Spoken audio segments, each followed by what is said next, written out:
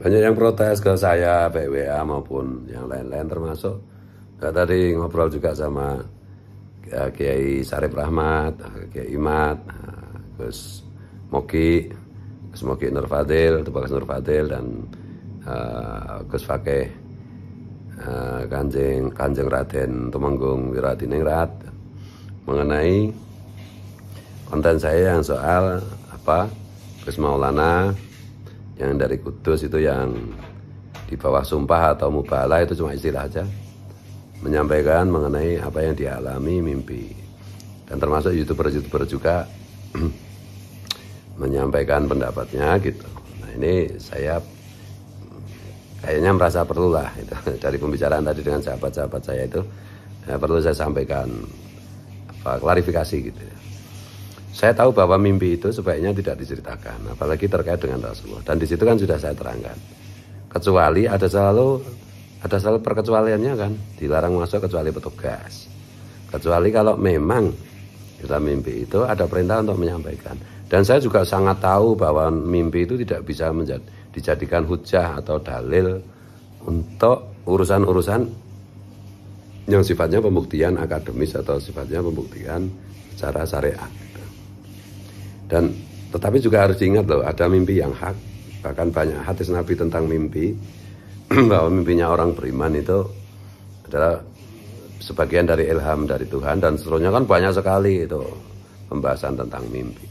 Nah, selagi orang itu bermimpi dan mau bersumpah, dan di bawah sumpah dia menyatakan mimpinya dan mengharapkan saya memberi ruang, ya pasti saya beri ruang.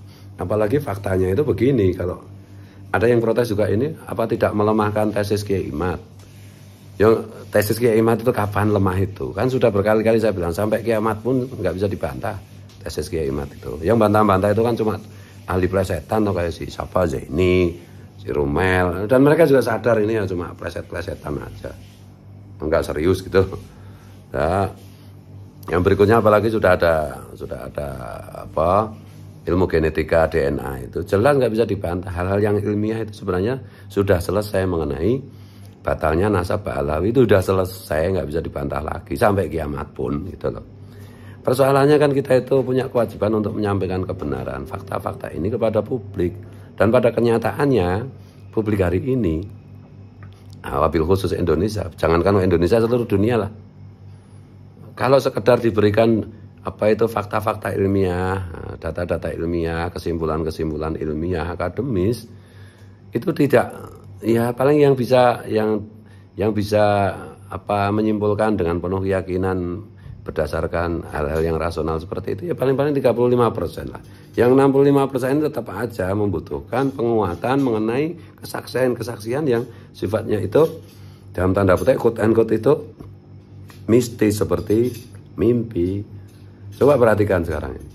Konten-konten yang dalam tanda petik itu halu, itu jauh lebih disukai publik kok daripada ini. Dalam dunia politik saja lah, misalnya gagasan tentang misalnya konstitusi, taat konstitusi atau tidak taat konstitusi, itu kalah kok, nggak ada apa-apanya isu itu dibandingkan misalnya dengan, ya secara umum lah, isu gemoy misalnya, gitu loh.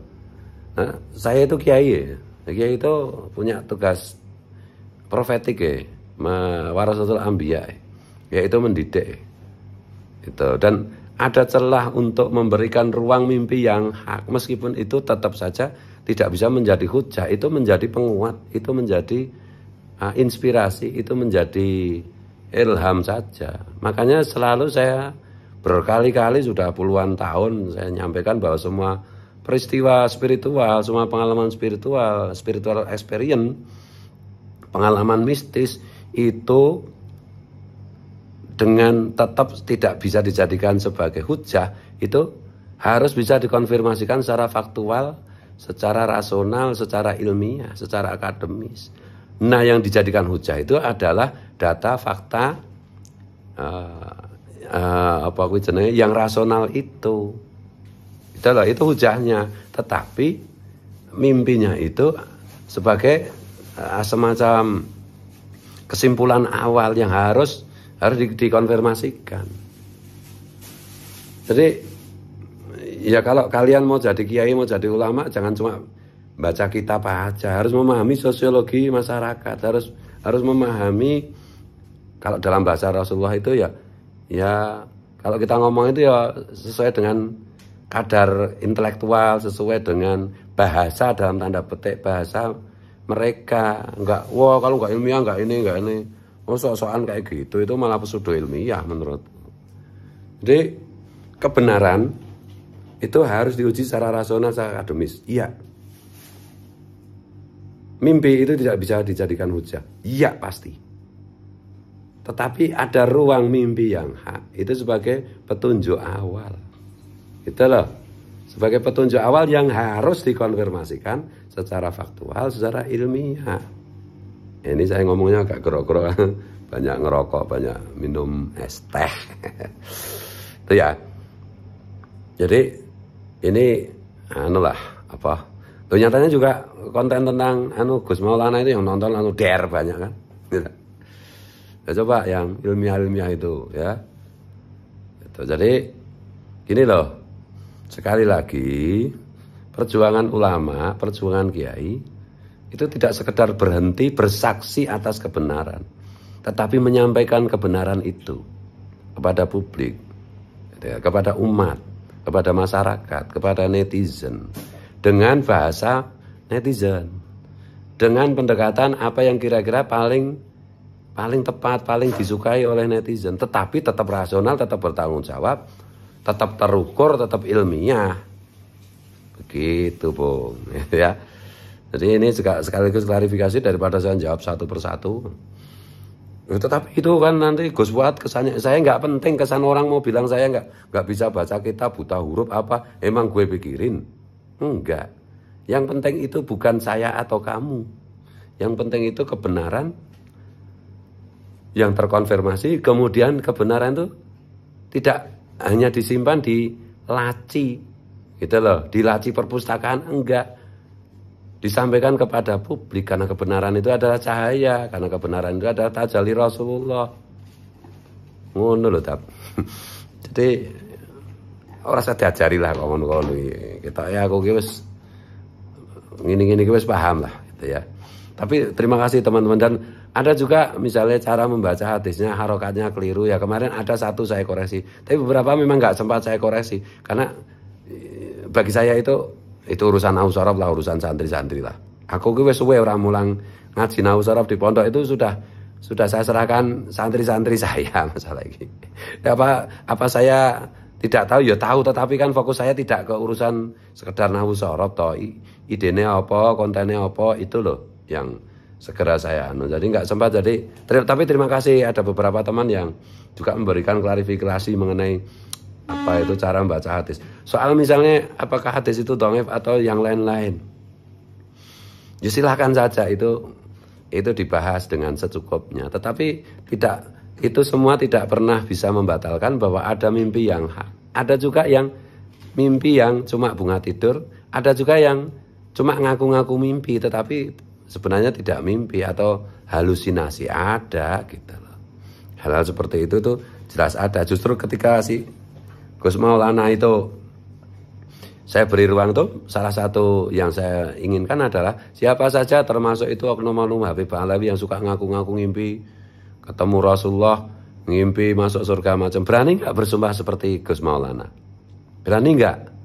Ya istilahnya apakah sumpah, apakah mubalat, tetek mengek, mencret, itu kan urusan teknis, nggak penting. Tapi esensinya itu berani nggak bersumpah? Gitu. Nah Gus Maulana nilainya di situ. Nah perkara kalian percaya atau tidak percaya itu urusan kalian. Urusan saya memberi ruang untuk semua metodologi sehingga ujungnya itu adalah memberikan pencerahan kepada publik dengan berbagai macam cara dan metode gitu loh, dengan berbagai macam, dan seperti sebagaimana surga itu pintunya macam-macam dengan berbagai macam pintu. Jadi biasanya yang sok-sokan harus ilmiah, harus itu biasanya itu baru kemarin sore baca kitab, apalagi suka kutip-kutip sedikit-sedikit kutip kitab itu zaman saya 10 tahun lalu itu kayak gitu. Jadi sekali lagi ini nggak pernah melemahkan atau membatalkan tesisnya Kiai Imad. Saya udah berkali-kali bilang, tesnya kiamat sampai kiamat nggak bisa dibantah udah. Dan terkonfirmasi secara ilmu genetika, ilmu DNA, jelas kan? Udah selesai sebenarnya itu. Tetapi yang belum selesai itu adalah bagaimana kita memahamkan publik dengan berbagai macam tanda petik itu, quote and quote itu bahasa publik. Ngono lho cah kemelinti lah. Ngono ya, kewajiban kalau kepengen jadi ulama itu begitu. Gitu loh. Kepengen jadi ulama, kalau enggak ya enggak. Wong ngaku-ngaku ulama. Ya kalau kamu enggak percaya saya ulama juga enggak apa-apa, Wong. Ini apa? Tanggung jawab saya sendiri pada Tuhan saya, kepada Rasul saya, pada guru-guru saya. Intinya gitu ya, ini konfirmasi mengenai mimpi. Jadi jangan cepat-cepat kamu menyimpulkan lah urusan-urusan yang dadek bengek kecil-kecilan kayak gitu udah. Ya insya Allah gitu udah kita pertimbangkan. Oke, terima kasih atas saran masukannya dan komentarnya dan nyinyirnya. Tetap aja kebenaran tuh pasti menang.